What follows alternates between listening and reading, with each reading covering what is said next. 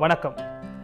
எந்த ஒரு சமூகம் தனது கலை கலாசார பண்பாட்டு படிமங்களை புறக்கணித்து நவீன வளர்ச்சிகளை முன்னிறுத்தி அவை பொதிந்தவைதான் வளர்ச்சி அபிவிருத்தி என எண்ணுகிறதோ அந்த சமூகம் காலப்போக்கில் தனக்கான அடையாளங்களை இழந்து சரிவை நோக்கி பயணப்படுகிறது என அர்த்தப்படலாம். இன்றைய நவீன தொழில்நுட்ப யுகத்தை பொறுத்தவரையில் நாம் எமது கலை கலாசார பண்பாட்டு அம்சங்களை புறக்கணித்து செல்வதனை காண முடியும். கலைகள் மனித வாழ்க்கையிலிருந்து பிறந்தவைதான். மனித வாழ்க்கையின் தேவையும் நம்பிக்கை அழகுணர்ச்சியை வெளிப்படுத்துவது கலைகள். அவை காலமெனும் பரிணாமத்தை துல்லியமாக காட்ட வல்லன. கலைகளுள் நாட்டார் கலைகள் ஒரு பிரிவாக காணப்படுகிறது. நாட்டார் கலைகள் நிலம் சார்ந்தவை, அதனோடு இணைந்த பண்பாடு சார்ந்தவை. இன்று வரை நாட்டார் கலைகள் எம்மத்தியில் ஏதோ ஒரு வடிவில் எங்கோ ஒரு மூலையில் வாழ்ந்து கொண்டுதான் இருக்கின்றன.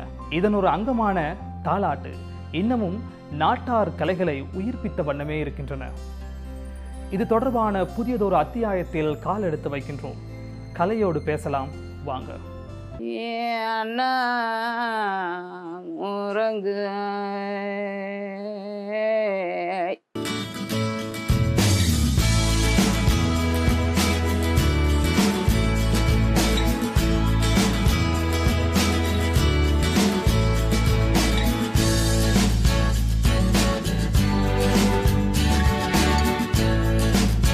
நாட்டுப்புற பாடல் வகைகளில் பல பாடல்கள் உண்டு.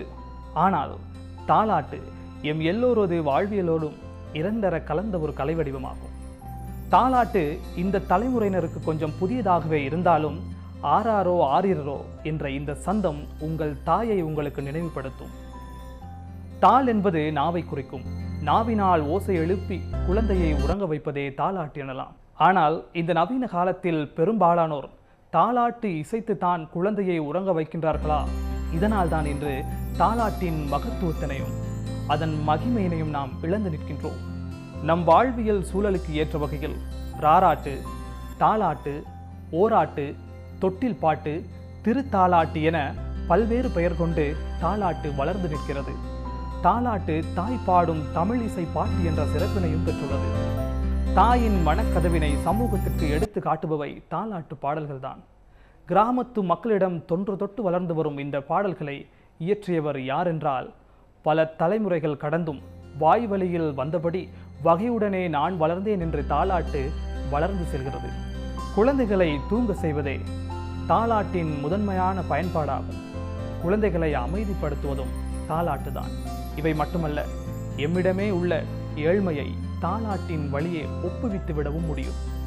இன்று நவீன இலக்கியமான சினிமாவிலும் தாலாட்டு பாடல்கள் இடம்பெறுவதனை காண முடியும்.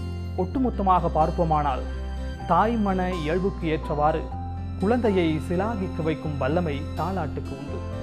இவ்வாறு எம்மிடம் காணப்படும் கலைகள் மழுங்கிவிட செய்யாமல் மருவிவிட செய்யாமல் வளர்க்க வேண்டிய பொறுப்பு எம் ஒவ்வொருவரதும் கடமையாகும். இது காலத்தின் கடப்பாடும் கூட. மற்றுமொரு கலையோடு பேசலாம் பகுதியில் சந்திப்போம். நான் உங்கள் செல்லையா சுதர்ஷன். நன்றி.